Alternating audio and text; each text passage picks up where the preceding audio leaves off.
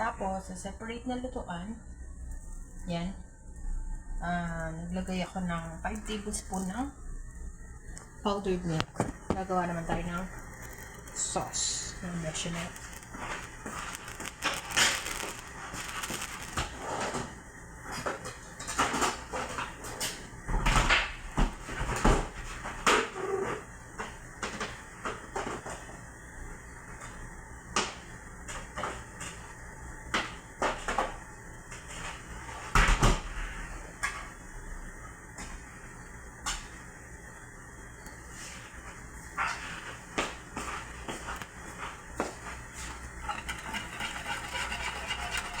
Sige natin ito.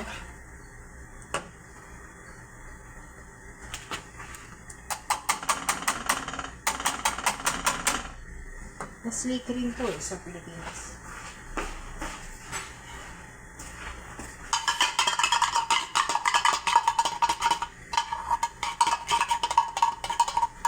Basta nasa ako.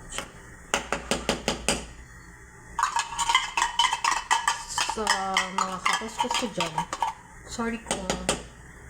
sorry na agad kung mahina yung boses ko kasi hindi ako allowed mag-video dito. Pero tumatakas lang tayo ng video. Kasi, gusto kong i-document yung pagsistay ko dito. Actually, mag-1 year na ako sa March 13. 1 year na ako dito sa Bansang Silangan. At 1 year na pagtitiis na lang, inshallah makauwi na tayo. At makahanap ng mas okay naman itong trabaho na to. Mas upgraded, kumbaga. Upgraded na trabaho, upgraded na sahod. Hindi masyadong lahat ng trabaho nakakapagod, pero yung worth it sa pagod mo, diba? Tapos inshallah makaipon tayo,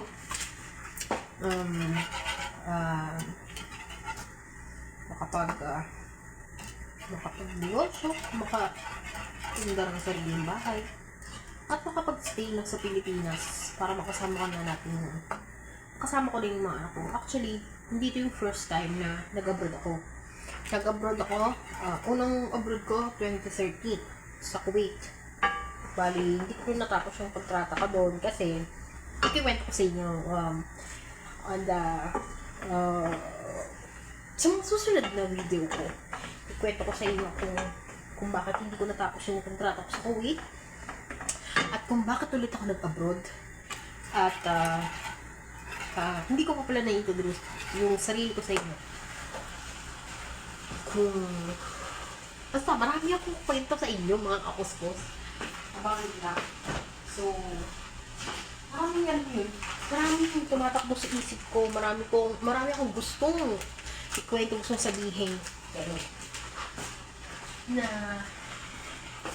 gusto kong i-share sa inyo.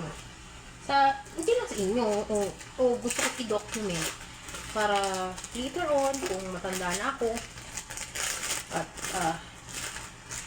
at may kwento naman akong babalikan sa buhay ko na maganda. Kasi, sobrang adventure ng buhay ko. Kung alam niyo lang.